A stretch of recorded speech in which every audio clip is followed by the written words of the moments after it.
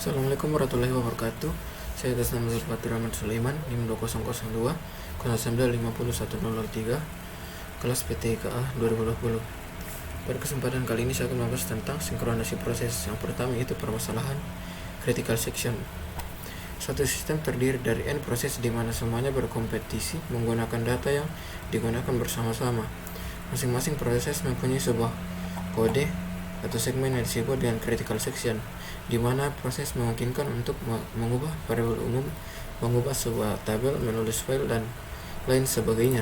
Gambaran penting dari sistem adalah ketika sebuah proses berjalan di dalam critical section, tidak ada proses lain yang diizinkan untuk menjalankan critical sectionnya, sehingga eksekusi dari critical section oleh proses-proses tersebut berlaku eksklusif atau mutual eksklusif. Permasalahan critical section digunakan untuk mendesain sebuah protokol di mana proses-proses dapat bekerja sama. Masing-masing proses harus meminta izin untuk memasuki critical sectionnya. Daerah kode yang mengimplementasikan perintah ini disebut daerah entry. Critical section biasanya diikuti oleh daerah exit. Kode pengingat terletak di daerah reminder.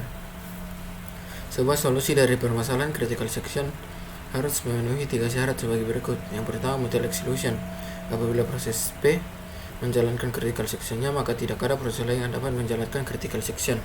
Yang kedua yaitu progress. Apabila tidak ada proses yang menjalankan critical sectionnya dan terdapat beberapa proses yang akan memasuki critical sectionnya, maka hanya proses-proses itu yang tidak dapat diproses di dalam daerah pengingat atau reminder dapat ikut berpartisipasi di dalam keputusan proses mana yang akan memasuki critical section selanjutnya, dan pemilihan ini tidak dapat ditunda tiba-tiba.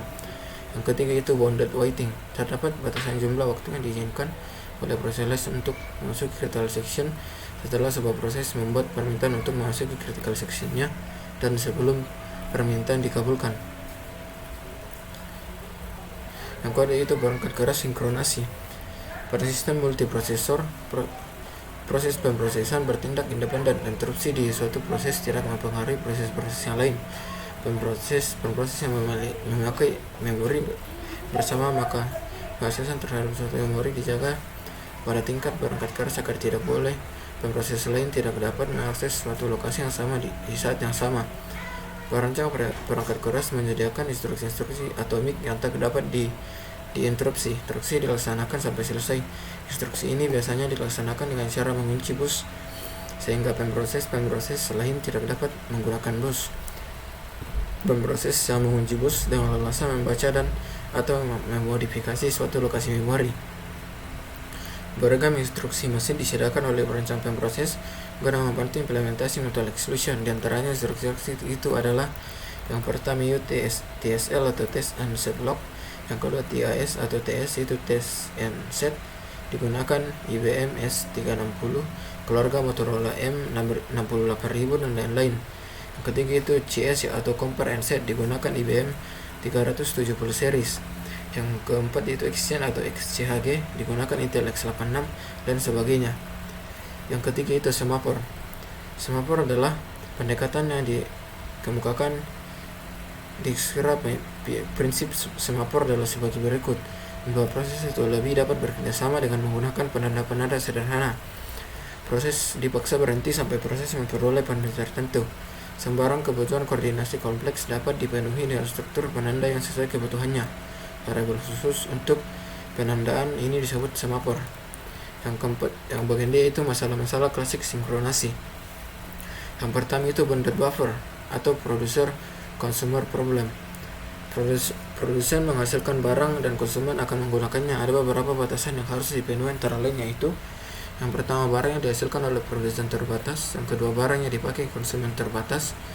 Yang ketiga, konsumen hanya boleh menggunakan barang yang dimaksud setelah produsen menghasilkan barang dalam jumlah tertentu. Dan yang terakhir, produsen hanya memproduksi barang jika konsumen sudah kehabisan barang. Yang kedua itu reader and writer problem. Terdapat 2 variasi pada masalah ini, yaitu yang pertama, seorang reader tidak perlu menunggu reader lain untuk selesai hanya karena ada writer menunggu, atau reader memiliki prioritas lebih tinggi dibandingkan dengan writer. Yang kedua itu jika writer yang sedang menunggu, maka tidak boleh ada reader lain yang bekerja, atau writer memiliki prioritas yang lebih tinggi. Yang ketiga itu Denning philosopher problem. Permasalahan Denning philosopher problem dapat digambarkan di mana terdapat 5 filosof yang akan makan. Di sana disediakan 5 supit. Jika filosof lapar, ia akan mengambil 2 supit itu di tangan kiri dan tangan kanan. Namun ada kalanya hanya dapat diambil satu supit saja. Jika ada filosof yang mengambil 2 supit, maka ada filosof yang harus menunggu sampai supit tersebut diletakkan. Hal ini dapat diimplementasikan dengan weight dan signal. Dan bagian E yaitu contoh sinkronasi.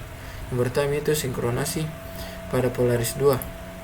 Pada Polaris 2 diimplementasikan dengan menggunakan beberapa kunci untuk mendukung sistem multitasking atau multithreading, termasuk thread real time dan multiprocessing. Polaris 2 menggunakan adaptive mutex untuk efisiensi sistem pada saat proteksi data dari kode segmen yang pendek. Selain itu juga menggunakan variabel kondisi dan kunci reader operator apabila kode segmen lebih panjang memerlukan akses ke data. Polaris 2 juga menggunakan turnstile untuk mengurutkan daftar thread yang menunggu untuk memperoleh baik adaptive mutex maupun kunci reader operator. Yang kedua yaitu sinkronasi pada Windows 2000. Implementasi sinkronasi pada Windows 2000 menggunakan interrupt mask untuk memproteksi akses ke sumber daya global pada sistem uniprosesor, sedangkan ada sistem multiprosesor menggunakan spin lock. Selain itu, Windows 2000 juga menyediakan dispatcher object yang berfungsi sebagai mutual exclusion dan semaphore. Dispatcher object juga menyediakan event yang berfungsi sebagai variabel kondisi. Sekian dari saya. Assalamualaikum warahmatullahi wabarakatuh.